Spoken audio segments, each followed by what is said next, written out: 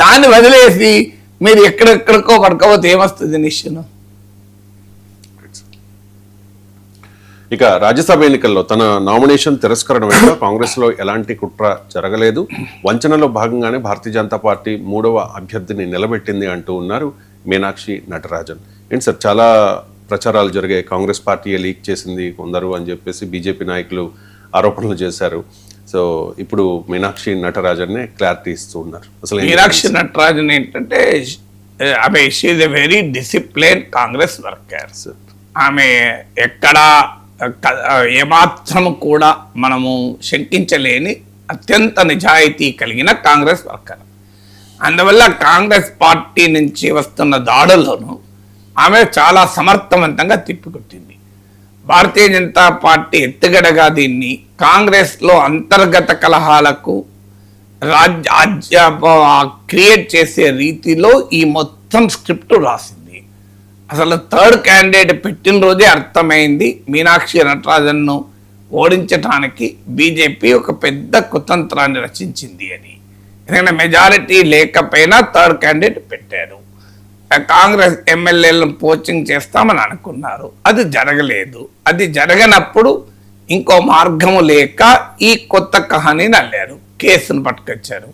ఆ కేసు పట్టుకొచ్చి ఆమెను ఎలక్షన్స్ను అసలు పోటీనే లేకుండా చేయించి ఆమె నామినేషన్ రిజెక్ట్ చేయగలిగారు.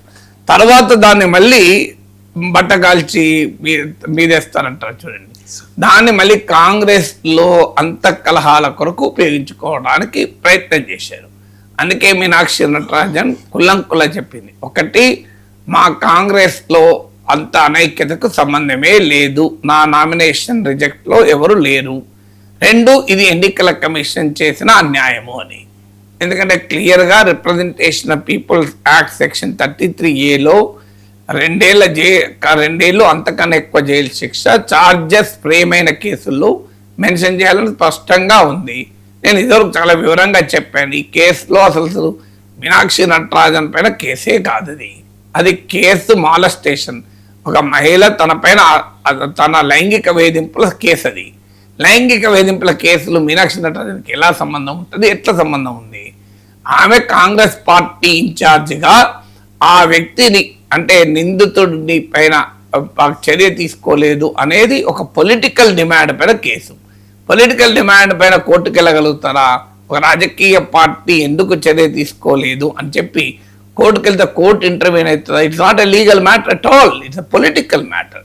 సో అయినా ఆమె పేరు రాశారు కనుక ఈ అభిప్రాయపడింది. కోర్టు నోటీస్ ఇస్తే ఆ నోటీస్కి సమాధానం చెప్పింది. దేర్ ఎండ్ ద మ్యాటర్, ఎఫ్ఐఆర్ఏ దాఖలు కాలేదు. ఇష్యూ ఎక్కడిది అసలు? సో ఆ మీనాక్షి నటరాజన్ పైన ఎఫ్ఐఆర్ దాఖలు కానప్పుడు ఇష్యూ ఎక్కడిది? సో అయినా కూడా దాని ఒక కేసుగా సృష్టించి, అదే ఒక తీవ్రమైన కేసుగా సృష్టించి చాలా అన్యాయంగా ఆమె నామినేషన్ రిజెక్ట్ చేయించారు. రిజెక్ట్ చేయించి మళ్ళీ దాన్ని కాంగ్రెస్లో ముసలం పుట్టించేందుకు వాడుకున్నారు. ఇంతకన్నా అన్యాయం ఉంటుందా? డబుల్ ట్రిపుల్ అన్యాయం కదా. సో మొదటి రాజ్యాంగ ఉల్లంఘన, చట్ట ఉల్లంఘన, ఆ తర్వాత రాజకీయ కుతంత్రము. సో ఇంతగా అన్యాయం చేస్తే అందుకే మీనాక్షి నటరాజన్ స్పష్టం చేసింది, ఇదంతా మా పార్టీలో కాదు, మీ వల్లనే జరిగింది, ఇది బీజేపీ రాజకీయ ఎత్తుగడలో భాగంగా జరిగిందని. ఈలోగా ఇంకో క్యాంపెయిన్ కూడా నడిపారు. ఫెడరల్ అనే న్యూస్ వెబ్సైట్లో చూశాను, ఇంకా మన మీడియాలో అంత ప్రామినెంట్గా రాలేదు. రేవంత్ రెడ్డి తన అత్యంత సన్నిహితుడైన పొలిటికల్ అడ్వైజర్ వేమ నరేందర్ రెడ్డిని రిజైన్ చేయించి రాజ్యసభ ఆయన ఇటీవల ఎలక్ట్ అయ్యాడు. ఆయన ప్లేస్లో మీనాక్షి నటరాజన్ను రాజ్యసభకు పంపించి తనపై వచ్చిన ఆరోపణలను ఒక సమాధానం చెప్తాడు, తన చిత్తశుద్ధి చూపెట్టుకుంటాడు.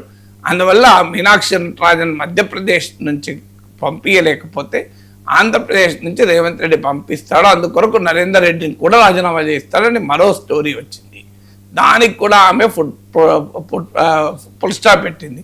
నా కొరకు ఎవరు రిజైన్ చేయాల్సిన అవసరం లేదు, నా రాజకీయం మధ్యప్రదేశ్లోనే, నేను తెలంగాణ నుంచి రాజ్యసభకు కూడా వెళ్ళను అని చెప్పింది. ఇంతకన్నా ఎక్కడుంది?